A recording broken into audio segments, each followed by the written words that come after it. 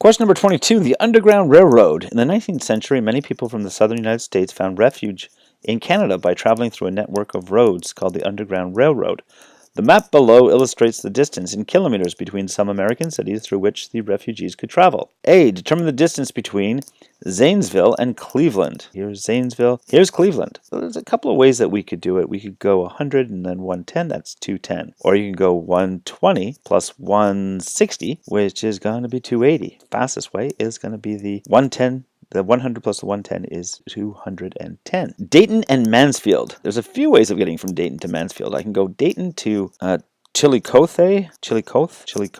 I have no idea how to pronounce this. Chillicothe. So Dayton to Chillicothe to Zanesville to Mansfield, which is 120 plus 112 plus 100. If I add all the hundreds, that's 300. Add the 20 to the 12, that's 32, 332. I can go 332 that way. Or I could go from Dayton to Marion, to Zanesville to Mansfield, and that would take me, so 140 plus 120 is 260 plus another 100 is 360. So 360. I could also go from Dayton to Chillicothe to Columbus to Mansfield, which is 120 plus 60 is 180 plus 100, 280, okay, which is shorter. So I'm going to discount the other two ways. A person travels from Dayton to Toledo through Chillicothe, Columbus, and Marion. Columbus and Marion at a speed of 50 kilometers per day. How long will it take the person to reach the destination? From Dayton to Chillicothe to Columbus to Marion to Toledo. That's 120 plus 60 is 180 plus 80 is 260 plus the 130 is 390. It's going to take 390 kilometers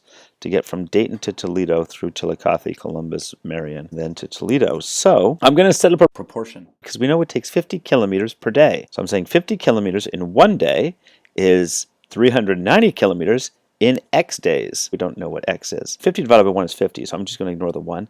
And I'm going to switch the 50 in the X using cross multiplication. So X is equal to 390 divided by 50, or 39 divided by 5, which is 7.8 days. So it takes the better part of 8 days to walk there. You can do 0.8 times 24 hours in a day.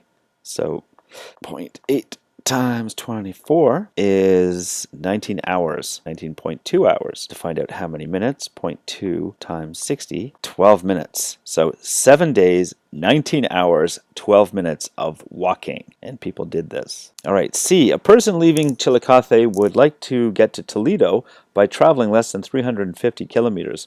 What are the possible travel routes? You could go from Chillicothe to Columbus to Marion to Toledo, which would be 60 plus 80 is 140 plus 130 is going to be 270 kilometers. So Chillicothe to Columbus to Marion to Toledo is 270 kilometers. The other way, you could go from Chillicothe to Columbus, I'm doing this in green, to Lima to Toledo. 60 plus 134 plus 120 is 314 kilometers. These are the two possible routes. Any other route you take is going to be more. Like if I went from Chillicothe to Dayton to Lima to Toledo, that's 120 plus 120 is 240 plus another 120, that's 360, which is more than the 350. And that is it for question number 22.